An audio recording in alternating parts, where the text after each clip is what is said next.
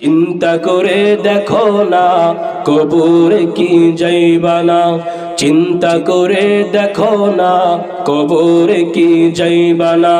যে কবরে আল্লাহ ছাড়া বন্ধু কেহ থাকবে না, যে কবরে আল্লাহ ছাড়া বন্ধু কেহ থাকবে না। চিন্তা করে দেখো না কবরে কি যাইবা না, চিন্তা করে দেখো না কবরে কি যাইবা না। ঠিক না? এ দুনিয়ায় সবই পর, কবরে যে তোর আসল ঘর।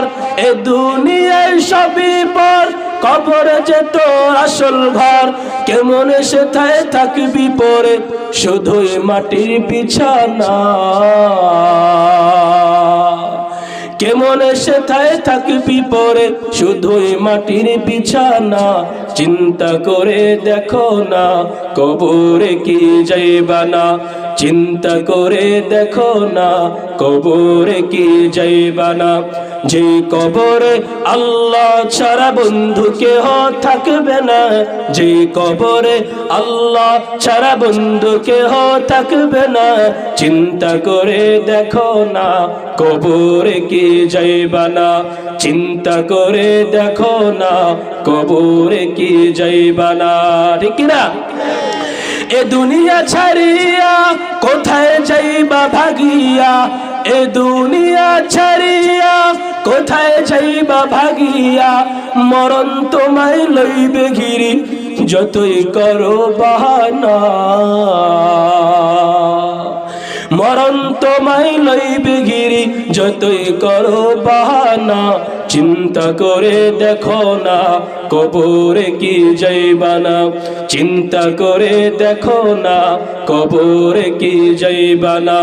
যে কবরে আল্লাহ ছাড়া বন্ধু কেহ থাকবে না, যে কবরে আল্লাহ ছাড়া বন্ধু কেহ থাকবে না। চিন্তা করে দেখো না কবরে কি যাইবা না। ঠিক কি না? চিন্তা করা দরকার আছে না নাই? দিলে ভরা অহংকার, চিনো না আজ খোদার ঘর। দিলে ভরা অহংকার, চিনো না আজ খোদার ঘর। নামাজের লাগিয়া কি তোর মোটেও মায়া লাগি না, নামাজের লাগিয়া কি তোর মোটেও মায়া লাগে না। চিন্তা করে দেখো না কবরে কি যাইবা না, চিন্তা করে দেখো না কবরে কি যাইবা না।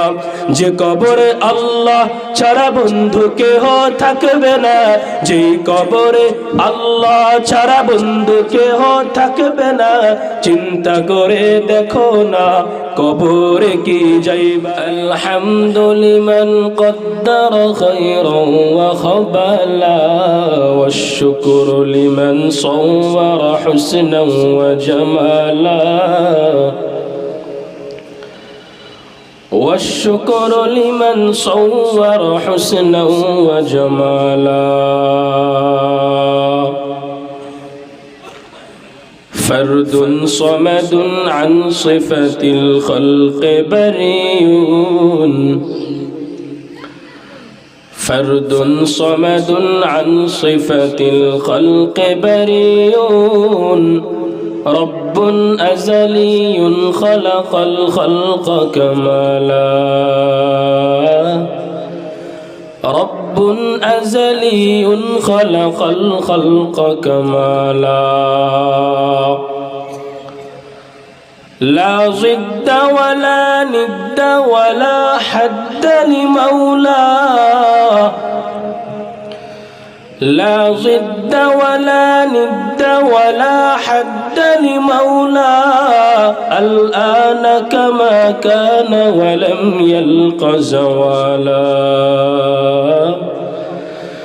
الآن كما كان ولم يلق زوالا. كل نفس ذائقة الموت، وإنما توفون أجوركم يوم القيامة.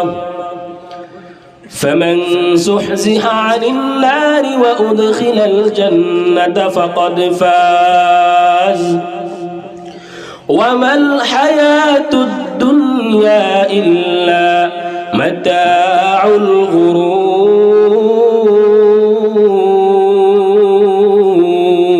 আল্লাহু আকবার। আল্লাহ ডাক দিয়া বলেন, ও দুনিয়ার মানুষ, শুনে রাখো, শুনে রাখো, কুল্লু নাফসিন যায়িকাতুল মাউত, প্রত্যেকটা প্রাণীকে মৃত্যুর স্বাদ গ্রহণ করতে হবে। ওয়া ইন্নামা তুওয়াফাউনা উজুরাকুম ইয়াওমাল কিয়ামাহ, আল্লাহ বলেন, ও বান্দা শোনো, কিয়ামতের ময়দানে দুনিয়ার মধ্যে যদি তুমি কোনো ভালো কাজ করো, ওই ভালো কাজের প্রতিদান আল্লাহ পাক কিয়ামতের ময়দানে তোমাকে দান করবেন। আল্লাহ পাক কিয়ামতের ময়দানে তোমাকে দান করবেন। তেমনি ভাবে দুনিয়ার মধ্যে যদি কোনো খারাপ কাজ করো, এর প্রতিদান আল্লাহ পাক তোমাকে দিবেন। ওয়ামাল হায়াতুদ দুনিয়া ইল্লা মাতাউল গুরুর। আল্লাহ বলেন, ও দুনিয়ার মানুষ, এই যে দুনিয়ার মধ্যে বেঁচে থাকতেছো, এই দুনিয়াটা ধোঁকা ছাড়া আর কিছুই নয়। আপনার আমার মতো কত মানুষ হাজার হাজার কোটি টাকার মালিক ছিল, আজকে তারা দুনিয়া থেকে বিদায় নিয়ে চলে গিয়েছে। কোন দেশের প্রধানমন্ত্রী কি কাফনের কাপড়ের মধ্যে কয়েক হাজার টাকা নিয়ে গেছে নাকি? জোরে বলেন, নিছেনি? এমপি নিছেনি, মন্ত্রী নিছেনি, চেয়ারম্যান নিছেনি, কোন কোটিপতি নিছেনি? দুনিয়ার কোন মানুষ হাজার হাজার টাকার মালিক, ওই বান্দা লক্ষ কোটি টাকা ইনকাম করে, ওই বান্দা একটি টাকা কাফনের কাপড়ের মধ্যে নিতে পারে নাই। কিন্তু এই বান্দা দুনিয়ার মধ্যে বেঁচে থাকার জন্য হাজার হাজার টাকা অর্জন করেছে। বান্দা একবার হালাল না হারাম এই বিষয়টা বান্দা চিন্তা করে নেয়, ঠিক কিনা? হালাল না হারাম এটা চিন্তা করে নাই। কারণ তার ইচ্ছা হলো দুনিয়ার মধ্যে সম্পদ অর্জন করতে হবে। দুনিয়ার সম্পদ অর্জন করার জন্য বান্দা একবারও চিন্তা করে নাই তার যে মৃত্যুবরণ করতে হবে। এই মৃত্যুবরণ করার পর তার কবরের একটা জগৎ রয়েছে, বান্দা ভুলে যায়। মানুষ মৃত্যু থেকে পলায়ন করতে চায়। আল্লাহ পাক রব্বুল আলামিন বলেন, কুল ইয়াতাওয়াফাকুম মালাকুল মাউতিল্লাযী উকিলা বিকুম সুম্মা ইলা রাব্বিকুম তুরজাউন। আল্লাহ বলেন, ও নবী, আপনি উম্মতদেরকে জানায়া দেন, ইয়াতাওয়াফাকুম মালাকুল মাউতিল্লাযী উকিলা বিকুম, কোন বান্দা যদি মৃত্যু থেকে পলায়ন করতে চায়, উকিলা বিকুম, ওই বান্দার কাছে মৃত্যু পাকড়াও করবে। সুম্মা ইয়াতাওয়াফাকুম মালাকুল মাউতিল্লাযী উকিলা বিকুম সুম্মা ইলা রাব্বিকুম তুরজাউন। কোন বান্দা যদি মরণ থেকে পালাতে চায়, কোন বান্দা মরণ থেকে পালাতে চাইলেও সুযোগ নাই, ওই বান্দার কাছে মৃত্যু পাকড়াও করবে। ইলা রাব্বিকুম তুরজাউন, এরপরে আল্লাহ রাব্বুল আলামিনের কাছে ওই বান্দার দাঁড়াতে হবে কি হবে না? জোরে বলেন, হবে কি হবে না? মরণ থেকে যতই পালাও, মরণ তোমায় লইবে ঘিরি। যদিও সুদূর আকাশ পানে লুকাও সেথায় লাগিয়ে সিঁড়ি। নদী পথে নৌকা চালাও ও মাঝি ভাই, বেলা ডুবার আগে আমি উপার উঠতে চাই।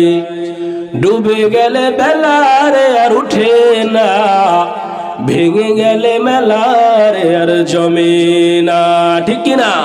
মাউতু কাসিন কুল্লু নাসিন শারিবুন কবরু বাইতিন কুল্লু নাসিন দাখিলু। মরণ থেকে পালানোর সুযোগ আসেনি? জোরে বলেন, আসেনি? আল্লাহ বলেন, আইনামা কুনতুম তাওয়াল্লু উজুহাকুম আইনামা ইউদরিকুমুল মাউত ওয়ালাউ কুনতুম ফি বুরুজিম মুশাইয়াদা। আল্লাহ বলেন, ও দুনিয়ার মানুষ,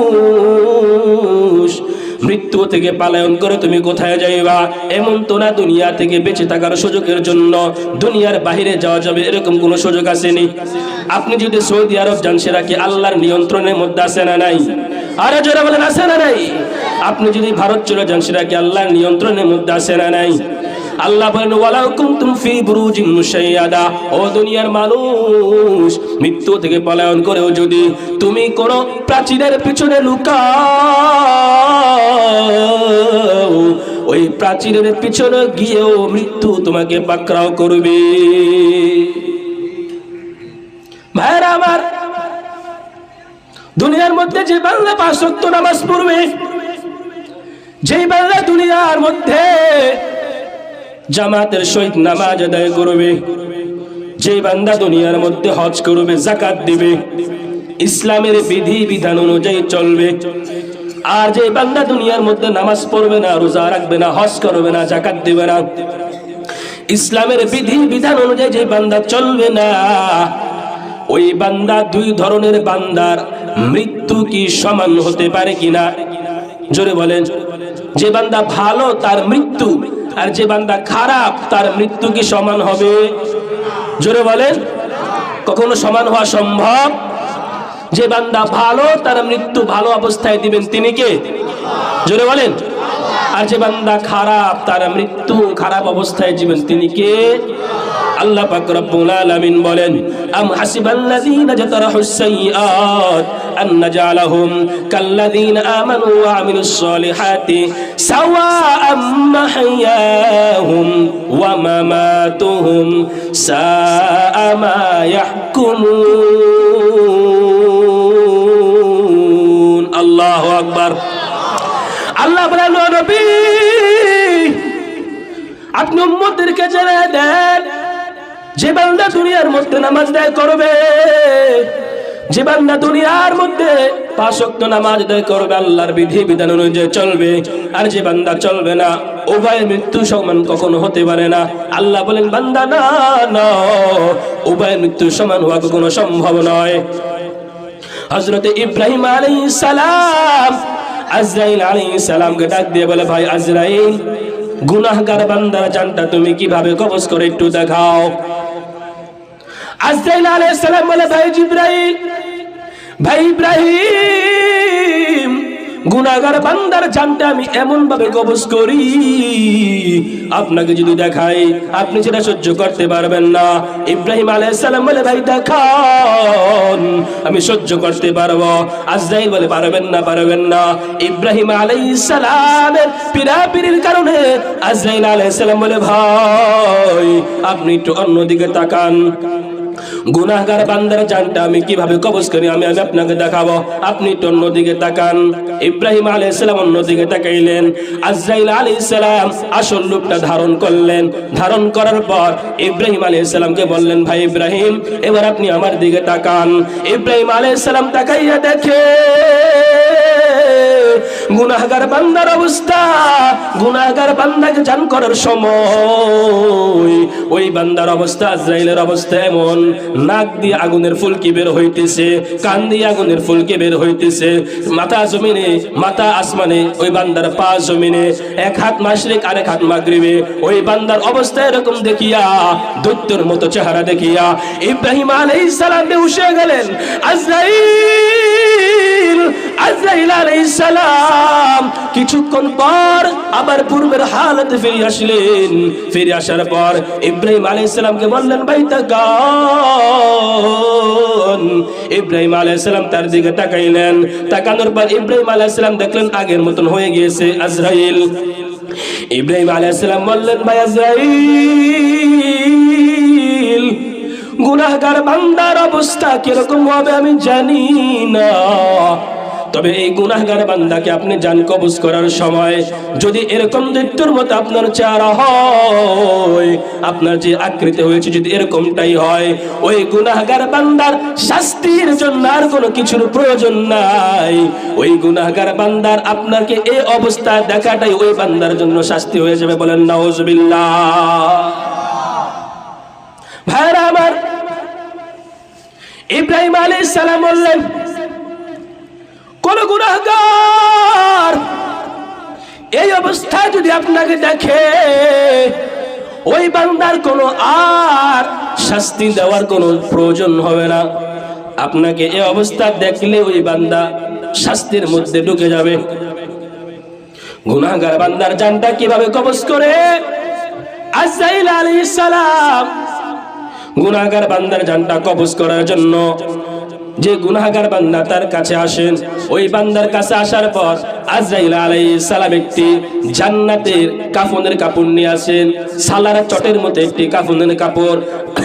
আজরাইল আলাইহিস সালাম সালার চটের মতো কাফনের কাপড় নিয়ে আইসা ওই গুনাহগার বান্দাকে বলে, ইয়া আইয়াতুহান নাফসুল খাবিসা, হে আল্লাহর গজবের আত্মা, হে খারাপ আত্মা, উখরুজি ইলা সাখাতিন মিনাল্লাহি ওয়া গাদাব। আল্লাহ রাব্বুল আলামিনের ফেরেশতা আজরাইল আলাইহিস সালাম গুনাহগার বান্দাকে বলে, ও খারাপ আত্মা, তুমি আল্লাহর গজবের দিকে, আল্লাহর রাগের দিকে তুমি বের হয়ে আসো। গুনাহগার বান্দার আত্মাটা বের হইতে চাইবে না। আজরাইল গুনাহগার বান্দার আত্মাকে টানবে, আত্মারা পশমের নিচে লুকাইবে, আত্মারা জমিনের নিচে লুকাইবে, আত্মারা শরীরের মধ্যে লুকিয়ে থাকবে, বের হইতে চাইবে না। আজরাইল আলাইহিস সালাম ওই বান্দার শরীর থেকে জানটা টানিয়া এরপর ওই বান্দার থেকে বের করবে। বের করার পর ওই গুনাহগার বান্দার আত্মাটা উপরের দিকে নিয়ে যাবে। উপরের দিকে নিয়ে যাওয়ার পর উপরে যে ফেরেশতারা আছে, ওই ফেরেশতারা বলবে, লা তুফাত্তাহু লাহুম আবওয়াবুস সামা, এই গুনাহগার বান্দার জন্য আসমানের দরজা খোলা হবে না, এই গুনাহগার বান্দার জন্য আসমানের দরজা খোলা হবে না। আল্লাহ রাব্বুল আলামিনের নির্দেশ, আল্লাহ রাব্বুল আলামিন নির্দেশ করেছেন গুনাহগার বান্দার আত্মাটা উপরে নেওয়া যাবে না। ফেরেশতারা বলবে, কিভাবে তুমি বুঝতে পেরেছো এটা গুনাহগার বান্দার আত্মা? ওই আসমানের ফেরেশতারা বলবে, এই আত্মা থেকে এত পরিমাণ দুর্গন্ধ আসতেছে, এই আত্মা থেকে এত পরিমাণ গন্ধ আসতেছে, পৃথিবীর কোন গন্ধের মধ্যে এত জঘন্য গন্ধ আমি পাই নাই। বলেন নাউজুবিল্লাহ। আসমানের ফেরেশতারা বলবেন, না, এই বান্দার আত্মা আসমানে নেওয়া যাবে না। আল্লাহ পাক রব্বুল আলামিন বলবেন, উকতুবু কিতাব আবদি ফি সিজ্জিন, এই বান্দার আমলনামাটা সিজ্জিন নামক স্থানে রেখে দাও। আর দুনিয়ার মানুষ ওই বান্দার দেহটা নিয়ে কবরের মধ্যে রাখবে। ওই বান্দার দেহটা নিয়ে কবরের মধ্যে রাখার পর কবরের মধ্যে আল্লাহ পাক আত্মাটা দিয়ে দিবেন। দুনিয়ার মানুষ চলে আসে, জানে না ওই বান্দার কবরের মধ্যে কি অবস্থা হইতেছে। আল্লাহ পাক রব্বুল আলামিনের নির্দেশে ইয়াতিয়ানি মালাকান, দুইজন ফেরেশতা আল্লাহ পাকের নির্দেশে আসবে, এসে জিজ্ঞেস করবে, ওই বান্দাকে উঠাইয়া বসাবে। বসানোর পর জিজ্ঞেস করবে, মার রব্বুকা, তোমাদের রবকে।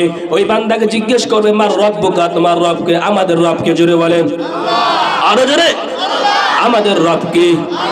রাষ্ট্রীয় জীবনের রবকে, সামাজিক জীবনের রবকে, পারিবারিক জীবনের রবকে, ব্যক্তিগত জীবনের রবকে, সব জায়গায় আমাদের রবকে।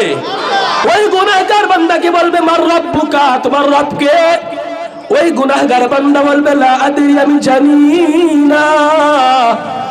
গুনাহগার বান্দা যখন বলবে আমি জানি না, এরপরে জিজ্ঞেস করবে, মান নাবিয়ুকা, তোমার নবীকে। মা হাদার রাজুলুল্লাযী বুইসা ফীকুম, দুনিয়ার মধ্যে আল্লাহ পাক একজন নবী পাঠিয়েছেন, নবীকে চেনো কিনা? ওই গুনাহগার বান্দা বলবে, লা আদরি, আমি জানি না। জিজ্ঞেস করবে, মা দীনুকা, তোমার ধর্ম কি?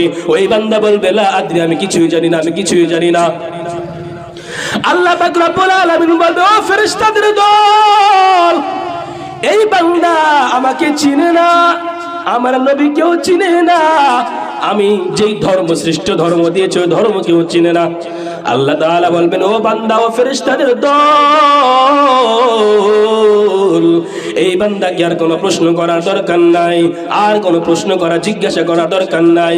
আল্লাহ বলবেন, ও ফেরেশতাদের দল, আফতাহ লাহু বাবান ইলান নার, এই বান্দার কবরের সাথে তোমরা জাহান্নামের সাথে যোগাযোগ স্থাপন করে দাও। বললেন নাউজুবিল্লাহ।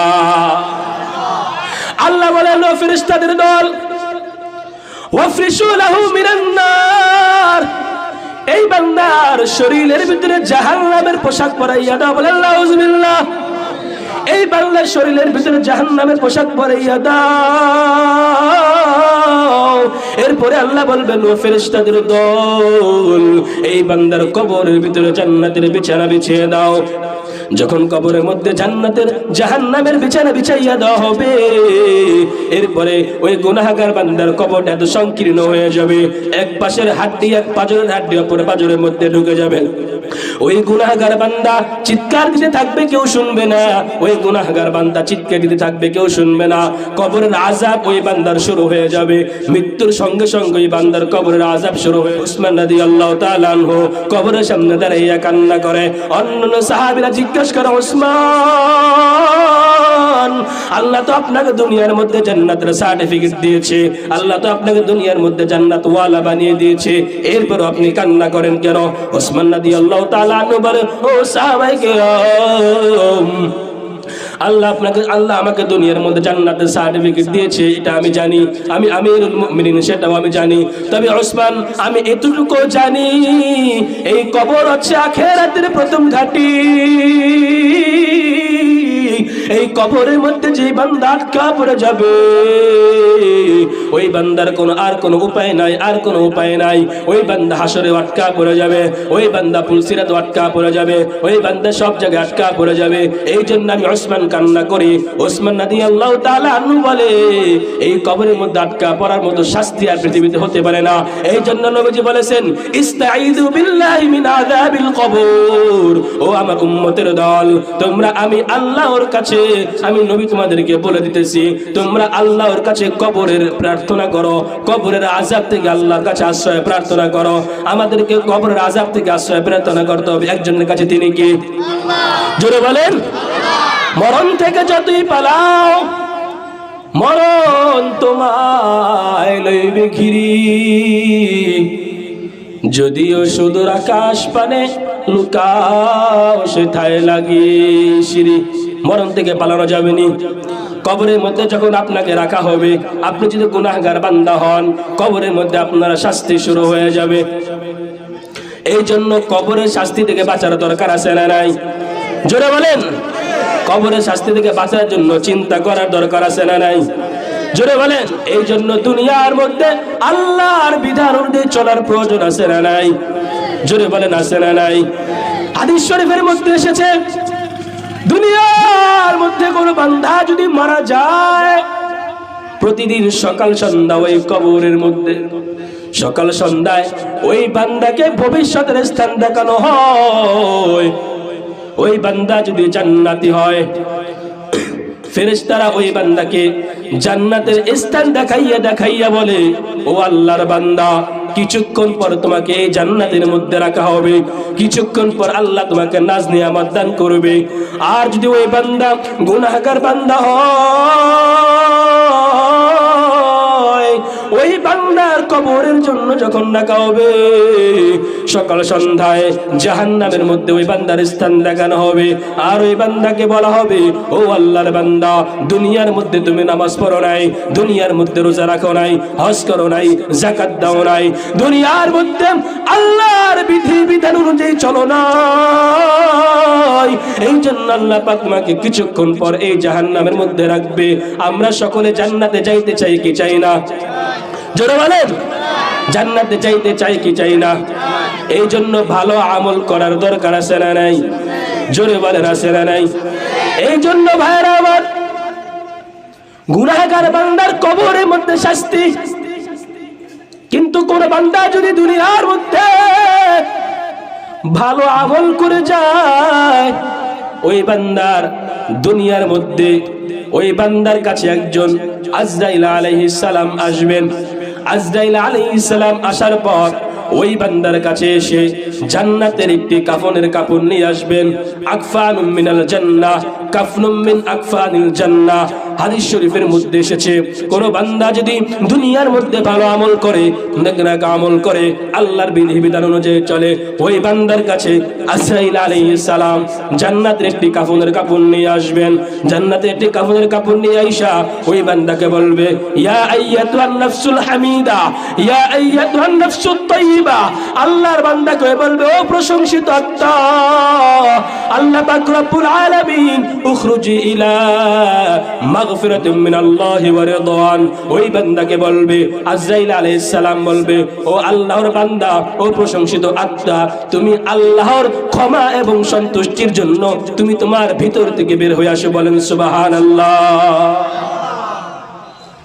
ক্ষমার জন্য বের হয়ে আস। যখন ওই বান্দার জানটা কবজ করা হবে, ওই বান্দার 4টা কবজ করার পর ওই বান্দার কাপড়ের মধ্যে লইয়া, জান্নাতের কাপড়ের মধ্যে ওই বান্দার আত্মাটা লইয়া আসমানের দিকে নিয়ে যাবে। আসমানের দিকে নিয়ে যাওয়ার পর আসমানের ফেরেশতারা বলবে, ভাই এই বান্দার, এই সুন্দর বান্দার আত্মাটা, ভালো মানুষের আত্মাটা উপরের দিকে নিয়ে যাও। যে বান্দা দুনিয়া থেকে আত্মা নিয়ে গিয়েছে ওই বান্দা বলবে, এটা ভালো মানুষের আত্মা, তুমি কিভাবে বুঝলা? আসমানের ফেরেশতারা বলবে, ও ভাই, এই বান্দার আত্মা থেকে এত পরিমাণ সুগন্ধি আসতেছে, পৃথিবীর অন্য কোনো কিছুর মধ্যে এত পরিমাণ সুগন্ধি আমরা পাই নাই। বলেন সুবহানাল্লাহ। ভাইরা আমার, ওই বান্দার আত্মা আসমানের দিকে নিয়ে যাবে। আল্লাহ পাক রব্বুল আলামিন বলবেন, উকতুবু কিতাব আবদি ফি ইল্লিয়িন, আমার এই বান্দার আমলনামাটা ইল্লিয়িন নামক স্থানে রেখে দাও। যখন ইল্লিয়িন নামক স্থানে রেখে দেওয়া হবে, আল্লাহ পাক রব্বুল আলামিন বলবে, ও ফেরেশতাদের দল, আমার এই বান্দার শরীরটা, আমার এই বান্দার দেহটা দুনিয়ার মানুষ কবরের মধ্যে রাখতেছে, যাও যাও তার আত্মাটা তো কবরের মধ্যে রেখে দিয়ে আসো। যখন ওই বান্দার ভালো মানুষের আত্মাটা কবরের মধ্যে রেখে দিয়ে আসবে, আত্মাটা রেখে দেওয়ার পর ইয়াতিয়ানিহি মালাকান, বদকার বান্দার আত্মা যেমনি ভাবে 2জন ফেরেশতা এসেছে, নেককার বান্দার আত্মাটাকে কবজ করার পর এই নেককার বান্দার আত্মাকে জিজ্ঞাসিত করার জন্য 2জন ফেরেশতা আসবে। হাদিস শরীফের মধ্যে এসেছে, ইয়াতিয়ানিহি মালাকান, ওই বান্দার আত্মারা ওই বান্দাকে কবরের মধ্যে রাখার পর 2জন ফেরেশতা আসে। আসার পর ওই বান্দাকে উঠাইবে, উঠানোর পর জিজ্ঞেস করবে, মার রব্বুকা, তোমার রবকে? ওই বান্দা বলবে, রব্বি আল্লাহ। ওই বান্দা নেককার বান্দা হওয়ার কারণে ওই বান্দা বলবে, আমাদের রব আল্লাহ। জোরে বলেন কি? আরো জোরে। ওই বান্দা বলবে, আমার রব আল্লাহ। জিজ্ঞেস করবে, মা হাযা রাজুলুল্লাযী বুইসা ফীকুম, দুনিয়ার মধ্যে একজন মানুষকে বানানো হয়েছে, ওই মানুষটাকে চিনো? এরপর ওই ভালো মানুষের আত্মা, ভালো মানুষ বলবে, নবিয়ুনা মুহাম্মদুর রাসূলুল্লাহ, উনি হচ্ছেন আমাদের নবী মুহাম্মদ সাল্লাল্লাহু। জোরে বলেন, আমাদের নবীর নাম কি? জোরে বলেন না। নাম নিতে কি অসুবিধা আসেনি? সওয়াব না গুনাহ? জোরে বলেন। ওই বান্দা বলবে, নবিয়ুনা মুহাম্মদ, আমাদের নবী হযরত মুহাম্মদ সাল্লাল্লাহু আলাইহি ওয়াসাল্লাম। এরপর জিজ্ঞেস করবে, মা দীনুকা, তোমার ধর্ম কি? ওই বান্দা বলবে, দীনিয়াল ইসলাম, আমাদের ধর্ম হলো ইসলাম। যখন এই বান্দা এই কথাগুলো, প্রশ্নের উত্তরগুলো দিবে, অদৃশ্য এক আওয়াজ, আল্লাহ বলবেন, ও ফেরেশতাদের দল, আমার বান্দা যা বলেছে সব সত্য কথা বলেছি। ও ফেরেশতাদের দল, আমার বান্দার কবরের সাথে তোরা জান্নাতের সাথে যোগাযোগ স্থাপন করে দাও। বলেন সুবহানাল্লাহ। ভাইরা আমার, ওই বান্দার কবরের সাথে জান্নাতের সাথে যোগাযোগ স্থাপন করে দেওয়া হবে। যোগাযোগ স্থাপন করে দেওয়ার পর আল্লাহ রাব্বুল আলামিন বলবে, ও ফেরেশতাদের দল, আমার বান্দার শরীরের ভিতরে জান্নাতের পোশাক পরাইয়া দাও। বলেন সুবহানাল্লাহ। আল্লাহ বলবেন, ও ফেরেশতাদের দল, আমার এই বান্দার কবরের ভিতরে জান্নাতের বিছানা বিছিয়ে দাও। শুধু তাই নয়, আল্লাহ বলবেন, ও ফেরেশতা, আমার এই বান্দার চক্ষুর দৃষ্টি যত দূর পর্যন্ত যায়, এই বান্দার চক্ষুর দৃষ্টির শেষ সীমা পর্যন্ত তার কবরটাকে প্রশস্ত করে দাও। চিৎকার দিয়ে বলেন সুবহানাল্লাহ। ভাইরা, এই জন্য দুনিয়ার মধ্যে নামাজ পড়ার দরকার আছে না নাই? জোরে বলেন। ওই নবীর উম্মত আল্লাহ আমাকে বানাইছে, যেই নবীর উম্মত হওয়ার জন্য অন্য অন্য নবীরাও পাগল ছিল, কিন্তু আজকে আমরা নবীর উম্মত হইয়া নবীকে চিনলাম না। নবীর বিরুদ্ধে কাফের বেঈমানেরা, নবীর বিরুদ্ধে নাস্তিকেরা গালি দেয়, নবীর বিরুদ্ধে কথা কয়, আমাদের মনে কোনো আঘাত লাগে না। অথচ সেই নবী কিয়ামতের ময়দানে অন্য অন্য নবীরা ইয়া নাফসি বলতে থাকবে, অন্য অন্য নবীরা ইয়া নাফসি বলতে থাকবে, আর আমার আপনার নবী ওই কিয়ামতের ময়দানে ইয়া উম্মতি বলতে থাকবে। বলেন সুবহানাল্লাহ। ওই নবীকে আমার, ওই নবীর জন্য আমরা জীবন দিতে রাজি আছি না নাই? জোরে বলেন। ওই নবীর সুপারিশ আমরা চাই কি চাই না? নবী বিনে কেউ তরাইতে পারবে মিজানে? নবী ছাড়া কেউ সুপারিশ করতে পারবে আমার? এই নবীর সুপারিশ দরকার আছে না নাই? নবী বিনে কে তরাবে পুলসিরাত মিজানে, নবী বিনে কে তরাবে পুলসিরাত মিজানে।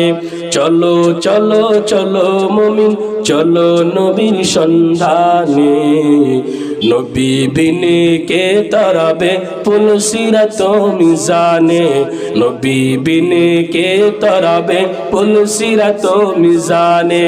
ঠিক কি না? নবীর মায়া নাই কি তোমার, কেমন দুঃখ দাও যে আবার। নবীর মায়া নাই কি তোমার, কেমন দুঃখ দাও যে আবার।